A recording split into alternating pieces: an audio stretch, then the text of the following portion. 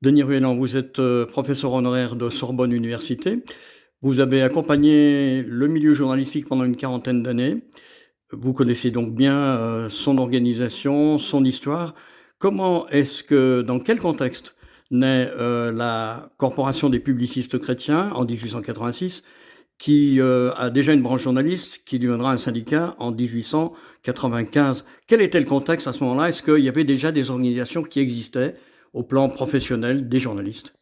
Oui, il y en a, et ce sont des associations qui sont créées à partir de 1879 et qui vont se développer. Elles sont plutôt de nature idéologique au départ, et plus on va aller dans le temps, plus elles vont être sur une logique professionnelle. Et d'ailleurs, la corporation des publicistes chrétiens, en fait, son premier nom, c'était la Corporation chrétienne de publicistes, ce qui montre bien qu'on mettait en avant le caractère finalement idéologique plutôt que le caractère professionnel, et on fera l'inverse par la suite. À la fin des années 10, 1910 ou 1914, il y avait à peu près 80 groupements, essentiellement de nature professionnelle.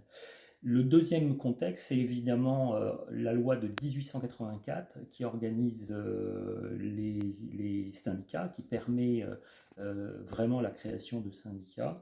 Les publicistes, qui sont en fait des journalistes à l'époque, ne vont que partiellement suivre ce mouvement de syndicalisation, puisque même quand la Confédération la corporation des journalistes, des publicistes chrétiens va se structurer en syndicat, il faut reconnaître que c'est essentiellement un syndicat qui a une logique corporative, on reviendra là-dessus, c'est-à-dire qui consiste à réunir dans la même organisation des patrons et des ouvriers avec une intention de défense en particulier des employés qui n'est pas aussi affirmée.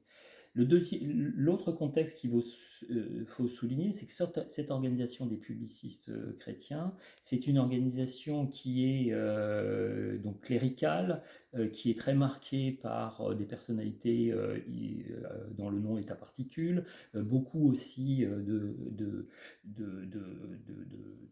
clercs, de religieux qui sont membres de l'organisation et qui sont mis en avant.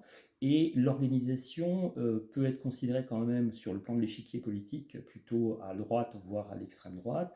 Elle défend des idées monarchistes, elle défend le retour finalement à bien des lois de l'Ancien Régime, et notamment elle souhaite le retour du système des corporations qui a été aboli par la loi Le Chapelier en 1891 de mémoire, c'est-à-dire euh, le retour finalement à une organisation qui laisse les individus en quelque sorte libres de leur mouvement, appréciation, emploi, conditions d'emploi, s'ils arrivent à les négocier.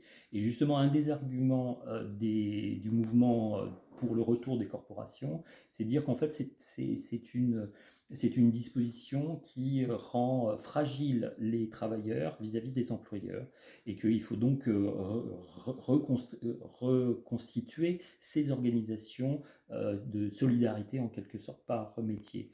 Et pour lutter contre ce retour en quelque sorte de l'esprit contre-révolutionnaire favorable aux corporations, l'État crée la loi de 1884 qui autorise les syndicats et qui va renforcer finalement le mouvement ouvrier, favorable effectivement à une approche par la lutte de classe, l'opposition entre les intérêts divergents des employeurs et des employés. À ce moment-là, est-ce qu'on peut dire que la Corporation des publicistes chrétiens et même le syndicat des journalistes français euh, incarnent finalement une dimension un peu anti-CGT qui se créera en 1895, anti-guédiste, anti-Jaurès?